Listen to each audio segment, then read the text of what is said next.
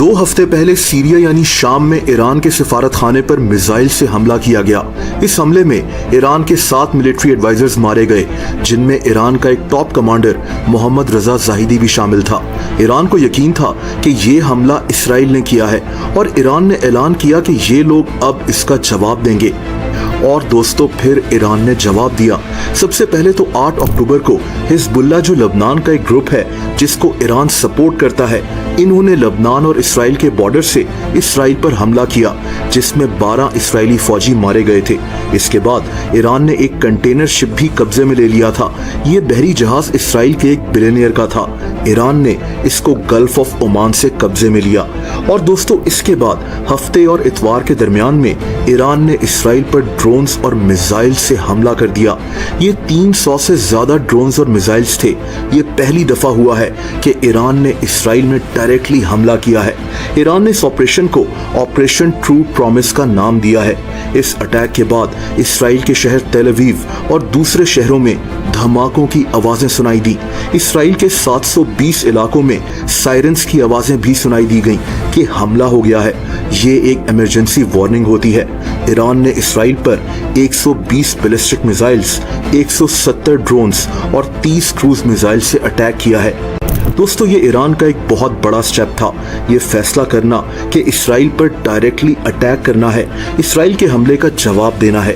वैसे तो इनमें से ज्यादातर मिसाइल्स को इसराइल के बॉर्डर्स पर ही इंटरसेप्ट कर लिया गया था, यानी रोक दिया गया था, क्योंकि ईरान से इसराइल ड्रोन मिसाइल्स 6 घंटे में पहुंचते हैं और इसराइल को इनको रोकने का काफी वक्त मिल गया था।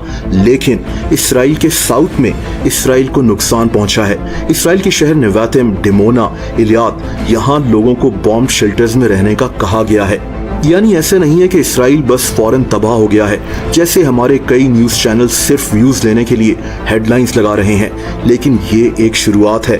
ईरान ने बगैर किसी खौफ के ये स्टेप लिया है।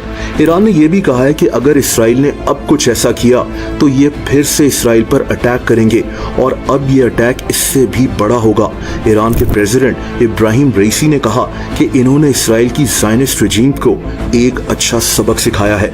दोस्तों, इसके बाद ये भी देखा गया कि ईरान के कैपिटल तेहरान में लोग रात को निकल आए।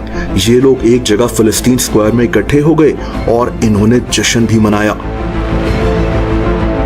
एक और इंटरेस्टिंग बात यह है कि अमेरिका इसराइल और ईरान की इस जंग में इतना इंटरेस्टेड नहीं है, बल्कि अमेरिका समझ रहा है कि इसराइल अमेरिका को जबरदस्ती अपनी जंग में घसीट रहा है।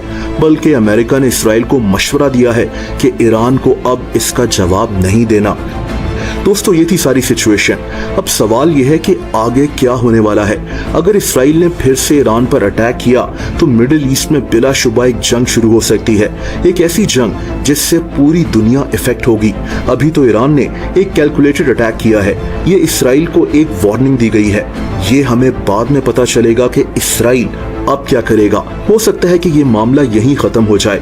इसकी शुरुआत इसराइल की तरफ से ही की गई थी और हो सकता है कि ये मामला मजीद बढ़ जाए, जिसके चांसेस मुझे कम से कम लग रहे हैं।